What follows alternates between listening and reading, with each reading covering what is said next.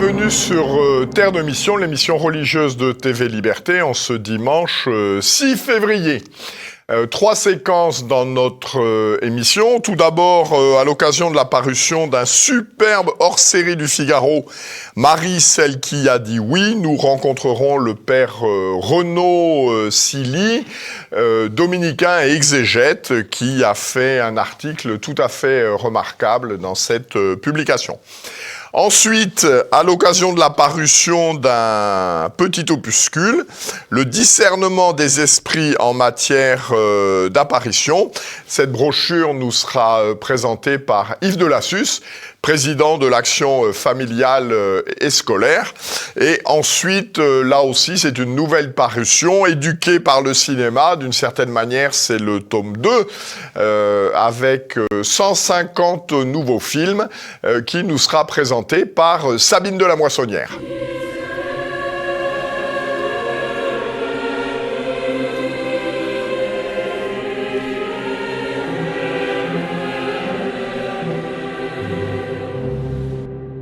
Bonjour mon père. Bonjour. Donc nous sommes heureux d'accueillir le père Renaud Silly, qui est dominicain, spécialiste d'exégèse biblique, qui a publié en 2021 un ouvrage chez Bouquin, Dictionnaire Jésus, et il nous fait l'amitié de participer à cette émission dans le cadre de l'article Étoile du matin, qui est l'article introductif du Figaro hors série, Marie, celle qui a dit oui. Alors, ce hors-série du Figaro est fait en partenariat avec l'École biblique de Jérusalem. Pour commencer, c'est quoi l'École biblique de Jérusalem ? L'École biblique, c'est une institution qui se trouve à Jérusalem, qui est un couvent dominicain, qui relève du maître de l'ordre des prêcheurs. Donc c'est vraiment une institution d'église, et dont la vocation est l'étude de la Bible, de la parole sacrée, dans son contexte qu'il a vu naître. Étude donc scientifique, qui s'aide de toutes les disciplines annexes, l'archéologie, la connaissance des langues, la connaissance des civilisations, dans laquelle la Bible est née, de façon à vraiment mettre ce livre qui est au cœur de notre foi dans son contexte le plus riche, pour en percevoir toutes les nuances. Dans votre article, vous brossez en fait la vie de la Sainte Vierge. J'ai été particulièrement marqué par l'article que vous consacrez à la famille de la Sainte Vierge. Quel est le milieu de la Sainte Vierge ? C'est l'évangile de l'enfance de Saint Luc qui donne le mieux accès à l'univers dans lequel a vécu la Sainte Vierge. L'évangile de l'enfance de Saint Matthieu est plutôt centré sur Saint Joseph. Et en tout cas chez Saint Luc, probablement Marie elle-même a servi de source, pas forcément directe, mais au moins indirecte, au récit sur les origines de Jésus. Et on apprend dedans que Marie est la cousine d'Élisabeth, qui elle-même descend d'une famille de prêtres, qui est mariée avec Zacharie, prêtre lui-même, puisque c'était l'usage des prêtres juifs de fonder des lignées. Et Élisabeth et Zacharie sont donc les parents de Jean-Baptiste, et donc appartiennent à la parentèle proche de Marie. C'est important que Marie ait dans sa famille des prêtres, puisque c'était des gens qui étaient plutôt plus éduqués en matière religieuse que le reste de la population, dont toute la vie tournait autour des grandes célébrations liturgiques du temple de Jérusalem, même s'ils n'habitaient pas directement sur place, mais en tout cas, ils s'y rendaient régulièrement. Et c'est aussi important parce que ce milieu n'était pas d'abord des gens qui faisaient de la politique, ou qui cherchaient l'avènement d'un royaume terrestre de Dieu, mais qui était vraiment tout entier tendu vers l'accomplissement des prophéties et de l'espérance d'Israël. C'est exactement ce milieu à la fois simple, pieux, humble et très riche du point de vue religieux, qui est celui de la Sainte Vierge, et que l'on voit se dessiner dans l'évangile de l'enfance de Saint Luc. Alors, une petite question théologique qui m'est venue à l'esprit en vous lisant. L'Église enseigne, elle le croyait avant, mais enseigne depuis 1854 que la Sainte Vierge était Immaculée Conception, c'est-à-dire elle est préservée du péché originel. Était-elle consciente de cet état? Qu'est-ce que ça lui disait de sa mission? Et qu'est-ce que cela signifie dans le cadre de son mariage avec Saint Joseph et puis ensuite l'Annonciation? Alors, l'Immaculée Conception, comme vous l'avez dit, c'est le fruit d'un développement et d'un mûrissement homogène de la tradition de l'Église,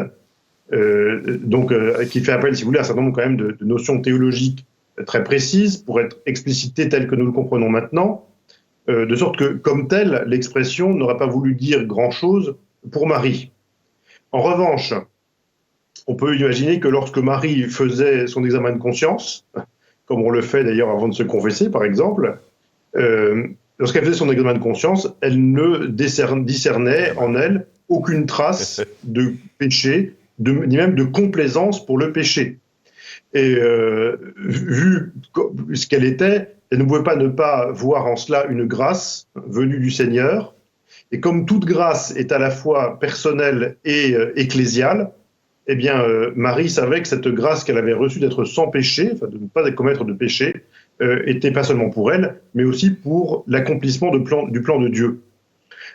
Et c'est certainement ce qui explique que lorsque l'ange est venu lui annoncer qu'elle serait la mère du Messie, elle a sans doute compris à quoi était vouée, à quoi était dévolue cette absence de péché qu'elle discernait en elle, c'est-à-dire d'être la mère du Messie, conformément aux promesses faites à Israël. Alors, l'Immaculée Conception n'a pas de rapport direct avec le mariage de Marie. Ce qui est sûr, c'est que ce mariage avec Saint Joseph a pris une couleur tout à fait particulière dès lors que Marie était appelée à devenir la Vierge mère du Messie, conformément aux oracles du prophète Isaïe. Et de ce point de vue-là, le mariage a acquis une dimension nouvelle, et surtout Joseph a accueilli Jésus dans la descendance de David en tant qu'il était l'époux de Marie. Que nous dit le miracle de Cana de la puissance de la Sainte Vierge sur le cœur de son fils? Sainte Catherine de Sienne dit que le Christ lui a révélé qu'il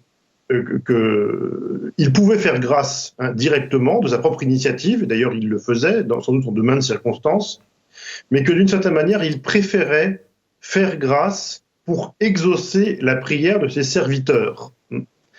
Il préfère d'une certaine manière que la grâce qu'il donne soit le résultat d'une demande qu'on lui adresse. Et cette demande de grâce à Dieu, ça s'appelle la communion des saints. L'évangile de Cana nous montre que Marie occupe une place éminente dans cet édifice de la prière, c'est-à-dire que Jésus, d'une certaine manière, veut faire grâce en exaucant la prière de sa mère. Et c'est bien ce qui est montré à Cana.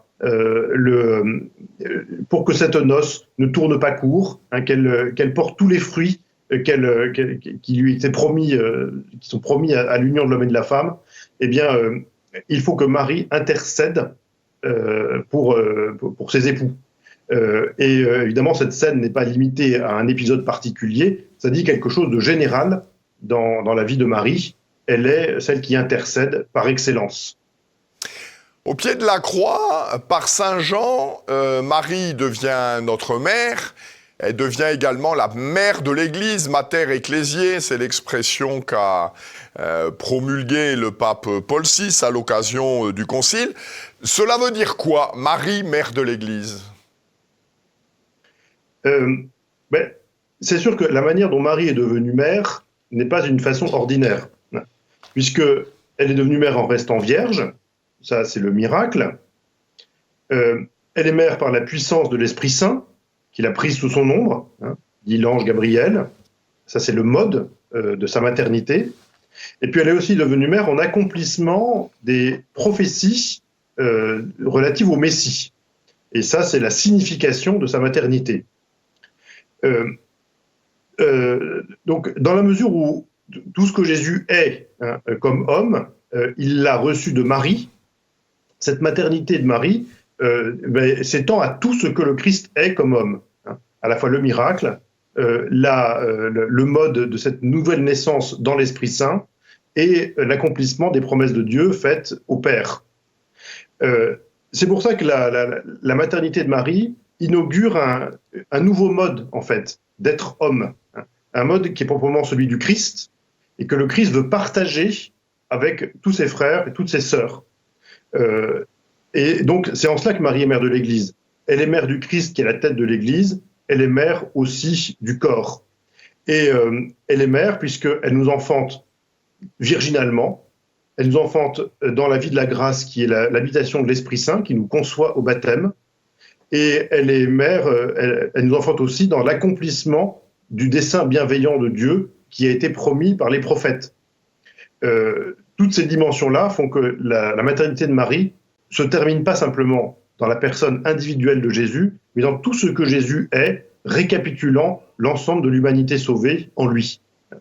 Et donc, à ce titre-là, eh bien, elle est mère de l'Église en tant que mère de tout ce qu'est le Christ, qui a récapitulé en lui le genre humain sauvé, qui est l'Église. Merci bien mon père. Donc je renvoie nos téléspectateurs au Figaro hors série, Marie, celle qui a dit oui, en partenariat avec l'école biblique de Jérusalem.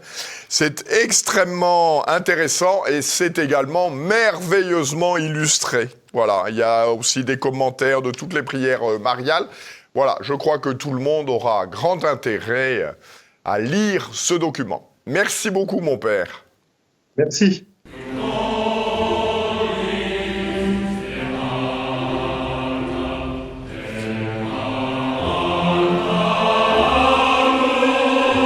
Bonjour Yves Delassus. Donc vous êtes président de l'Action familiale et scolaire et vous venez de publier dans la collection Repères une petite brochure, petite par la taille, le discernement des esprits en matière d'apparition. Voilà, sujet d'une brûlante actualité. Alors, quel est le processus? Non, avant cela, quelles sont les 3 erreurs à éviter lorsque l'on parle d'apparition? Alors effectivement, il y a 3 erreurs à éviter. D'abord, c'est la crédulité. C'est-à-dire que dès qu'il y a un phénomène un peu extraordinaire, on dit tout de suite ça a forcément une origine divine. La deuxième erreur, c'est de tout rejeter. C'est-à-dire que la révélation étant close, il ne peut plus y avoir de révélation, donc tout ce qui est merveilleux est forcément faux. Et puis, il y a une troisième position également fausse, relativement dangereuse, c'est de croire que dans une apparition, il peut y avoir une partie vraie, une partie fausse. C'est-à-dire que souvent, le début est considéré comme vrai, mais qu'il faut filtrer et qu'il y a des choses à prendre ou à laisser. Et du coup, on fait de l'apparition un peu ce que l'on veut. La position catholique est différente de ces 3 solutions. Elle dit il y a quelques apparitions totalement vraies qui sont vraiment d'origine divine et les autres qui sont complètement fausses, à savoir qu'elles viennent soit des hommes, soit du démon. Voilà donc les 3 erreurs à ne pas commettre. Alors quel est le processus de reconnaissance d'une apparition? Comment ça se passe? Alors justement, pour savoir si vient du démon ou des hommes ou de Dieu, il faut avoir une procédure avec des critères. L'Église en a défini une vingtaine. Il y a 3 phases. La première phase, c'est de voir d'abord sur le plan humain si le voyant est équilibré et voilà est obéissant et dit des choses vraies. La deuxième phase, c'est une analyse théologique des faits, savoir si les faits que l'on observe sont effectivement en conformité avec la vérité divine. Et en fait, la troisième phase, c'est l'analyse des fruits. Il faut que ces apparitions produisent des fruits positifs. Alors vous évoquez dans cette brochure des apparitions d'origine démoniaque. Et vous donnez l'exemple bien connu de Madeleine de la Croix à la fin du XVe siècle. Mais quel est l'intérêt du diable de susciter de fausses apparitions? Alors, ce n'est pas facile à déterminer. Tous les plus grands spécialistes considèrent qu'effectivement, le diable est capable de perdre un peu pour gagner beaucoup. Mais c'est souvent des fruits sur le plan intérieur.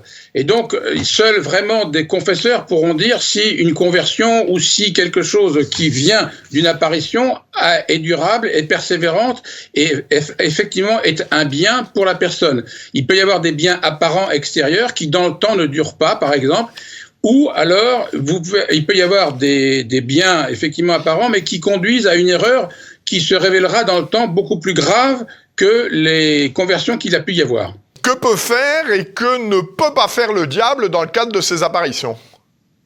Alors, effectivement, quand on voit les fausses apparitions, on est impressionné par tout ce que le bon Dieu permet au diable de faire. Alors, il y a des choses qu'il ne peut pas faire. Par exemple, c'est comme créer de la matière. Ça, c'est une chose qu'il ne peut pas faire. Il ne peut pas également ressusciter un mort. Il n'est pas maître de la vie. Et également, il y a certaines choses qu'il ne peut pas faire. Son message, il y a forcément quelques erreurs. C'est d'ailleurs un des critères de reconnaissance des apparitions, c'est de vérifier que tout ce qui est dit est conforme à la vérité. Et puis, en particulier, dans les faits merveilleux, il y a une chose qui est assez marquante, c'est les prophéties. Si les prophéties ne se réalisent pas, là aussi, c'est un cas possible de fausse apparition, parce que le démon ne connaît pas l'avenir. Alors, à la fin de cette brochure, vous évoquez les apparitions reconnues et celles qui ne le sont pas. J'ai été surpris par le faible nombre d'apparitions reconnues, puisque d'après la liste que vous donnez, il n'y en aurait que 6. Alors, en fait, dans la brochure, on ne parle que des apparitions qui ont été fait l'objet d'un procès canonique en dehors d'un procès de canonisation. Il y a beaucoup d'apparitions qui sont analysées après la mort du voyant, comme Sainte Catherine Labouré, comme le curé d'Ars, etc. Donc, à ce moment-là, il n'y a pas eu de procès antérieur et c'est le procès de canonisation qui valide, en gros, l'apparition. Mais lorsque un phénomène de pèlerinage ou de foule démarre avant la mort du voyant, eh bien, il faut bien que l'Église se prononce. Et c'est uniquement dans ce cas-là qu'elle se prononce. Alors, effectivement, il y en a très peu. Alors, souvent parce que ces apparitions sont des apparitions à titre personnel. Il n'y a pas forcément de témoins extérieurs. Mais quand il y a des témoins et que effectivement l'Église veut faire une analyse, elle le fait avant la mort du témoin et du voyant, et à ce moment-là, il y a une enquête canonique. Alors, dans ces enquêtes, il y en a quand même pas mal, puisque ce genre d'apparition, on en a, par exemple, retrouvé au XXe siècle à peu près 300, et là-dessus, l'Église a fait 60, quand même, enquêtes, une soixantaine d'enquêtes, dont simplement 6 ou 8, je n'ai plus le chiffre exact, ont donné une conclusion positive. Alors j'ai été surpris dans la liste que vous faites à la fin de ne pas voir apparaître des apparitions pourtant bien connues. Je pense à Pellevoisin ou à l'île Bouchard. Alors c'est assez étonnant. Ce sont effectivement des apparitions qui sont tout à fait a priori ou pour lesquelles l'Église est favorable, mais les enquêtes ne sont pas terminées. Celle de Pellevoisin, c'est étonnant parce que ça fait quand même déjà un certain temps. L'enquête a été poussée assez loin, mais elle n'est toujours pas terminée. Il n'y a pas eu de conclusion. L'évêque du lieu ne s'est pas encore prononcé. C'est quel diocèse, pareil ça, pour les Pellevoisin ? C'est l'Indre. D'accord.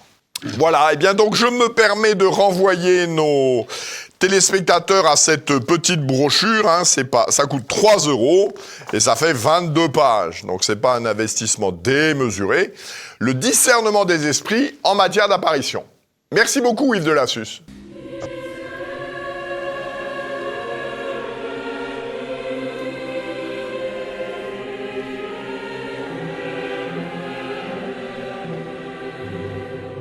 Bonjour Sabine de la Moissonnière. Bonjour monsieur. Vous étiez déjà venu nous voir il y a quelques années à propos de votre premier livre, donc en 2018, Éduqué par le cinéma. Alors commençons par ce livre-là. Quel accueil a reçu cet ouvrage ? Un très bon accueil, parce que manifestement c'était un travail qui n'existait pas, au sens où ce sont des analyses de films qui sont clôturées pour chacune par un petit point spirituel.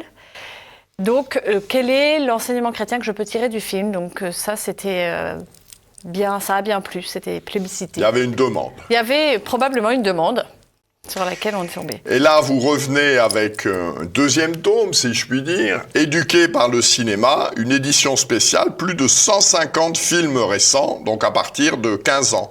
Alors, est-ce que vous pourriez d'abord, à partir d'un exemple précis, donc d'un film précis, nous expliquer votre grille d'analyse? Comment vous vous y prenez pour analyser un film? Oui, le travail est technique, c'est-à-dire que si je vous prends le film The Island de 2005, qui est un film de Michael Bay, je propose dans le livre un certain appareil pédagogique qui va permettre aux éducateurs, quel que soit l'éducateur, de travailler le film avec des élèves, avec des enfants en patronage, etc.